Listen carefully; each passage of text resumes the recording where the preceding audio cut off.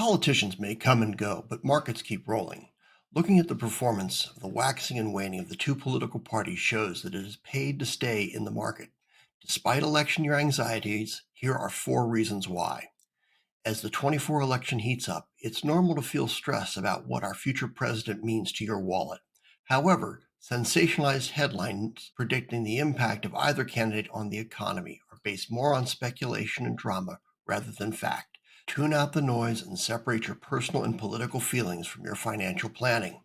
Why? Because elections have historically made little difference on long-term investment returns. So, how do you maximize returns during political uncertainty and polarization? Well, I turn to my good friends at Capital Group and Clearnomics for some excellent charts on navigating election season volatility based on historical data. I've highlighted four key takeaways to help you survive and hopefully thrive in the upcoming election season. Which party is better for your wallet? Answer is quite honestly either. History shows that markets have risen whether a Republican or Democrat has been in office. Clearnomics found that from 2008 to 2020, the S&P returned a total of 236%. These returns happened across multiple presidencies from both parties despite their political differences. Current economic and political challenges may seem unprecedented, but every election cycle is marked by controversy and uncertainty. The graph shows that the market has been proven resilient no matter which party has been in the White House. Despite seeing 8 Democratic and 7 Republican presidencies from 33 to 23, a hypothetical $1,000 investment in the S&P 500 made when Franklin Delano Roosevelt took office would be now worth about $21 million, or at least as of the end of last year. So red or blue, the market has remained trending up. Regardless who sits in the Oval Office, stocks with long-term solid fundamentals will often rally once the election ends. For example, the stock market returned 14.5% during Democratic presidencies and 10.7% during Republican presidencies. You dig a little deeper in this chart below, and it demonstrates that the stock market returned about 12% during the Obama administration, 14.6% during the Trump, and 10.6% thus far during the Biden administrations. Tim's pro tip number one: successful investors don't try to time the market. They maximize their time in the market instead. So think like a long-term investor. Primary seasons tend to be volatile, but markets have historically bounced back strongly afterwards. Stocks have returned about 11.3% in the 12 months following primaries compared to 5.7% during similar periods of non-election years. Investors must expect volatility in the short term during primary season to benefit from any potential rally once the final candidates emerge. Tim's pro tip number two: understand that short-term volatility is just that, short-term volatility. Investing for the long term requires staying the course when things get bumpy. So, what should you invest in during election years? It would be great if you knew what go-to sectors to invest in every election year, but unfortunately, investment isn't that simple. Every election cycle brings new candidates with new agendas, making it almost impossible to predict the market. History shows us that knowing how any particular policy might impact the economy is almost impossible.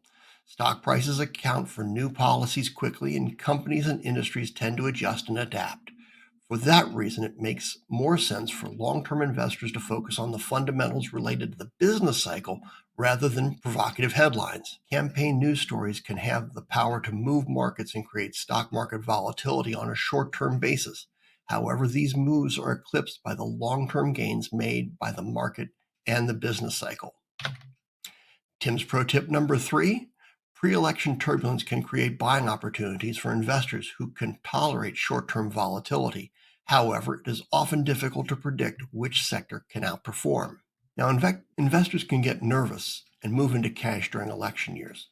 Capital Group found that net asset flows into money market funds, traditionally one of the lowest risk investments, have been more than twice as high in election years as in the years after the election.